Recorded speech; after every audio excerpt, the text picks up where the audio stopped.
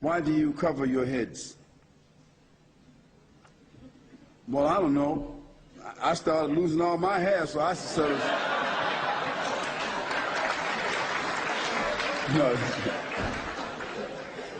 No, Muslims cover their heads, Muslim men cover their heads out of tradition and out of respect. Not all Muslim men cover their heads, obviously, but those that do, they do so because at times the Prophet, peace and blessings be upon him, he liked to do that. For me, I like to distinguish myself as a Muslim. And whether I'm wearing a suit and tie, which I do sometimes, or whether I'm wearing a gown like I'm wearing today, I like to cover my head because not many people cover their heads. Not many Muslims, not many men, period, cover their heads with a brimless cap. So if I'm in an airport, I'm always designated. You know what that means, right?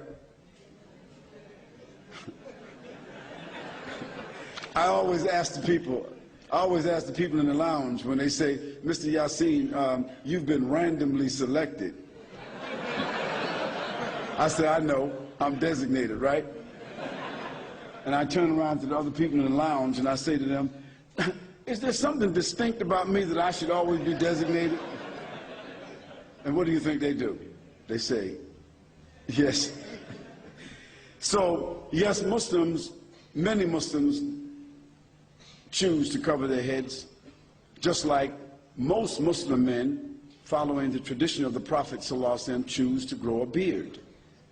So wearing of the beard and the covering of the head together, that kind of like that's an indication that a person is a Muslim. Usually now, because it could be a Buddhist, could be a Hindu, could be a Sikh, it could be a Jewish person, but it's usually a different kind of hat. So wearing of the beard is a tradition. Doesn't mean that a person cuts their beard off, they're not a Muslim, but most Muslim men, because it's the tradition of the Prophet, peace be upon him, that he told us to do, they usually grow a beard. And some of us, we like to cover our heads. Now for the Muslim ladies, that's different. The covering of their head and the wearing of loose garment and the covering of their bodies and the not showing of their attractions is a part of their uniform. God has given the Muslim ladies a specific uniform. So they would be distinguished and known as Muslim ladies. And they would not be molested.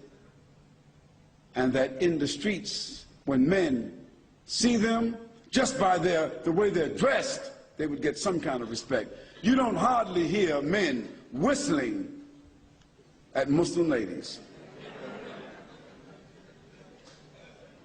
So, I mean, and don't think that the Muslim ladies are any less beautiful than any other woman. It's just that they hold and cover their beauty for their husbands.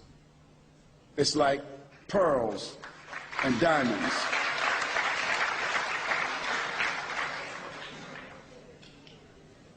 If I came to your house and I asked you, can I see your diamonds? Can I see your money? Can I see your jewels? Can I have your PIN number? You wouldn't give it to me. And you wouldn't have it in front of me. Well, our women, our wives and our mothers and our daughters, they're worth more to us, they're more precious to us than our diamonds, our gold, and our PIN number.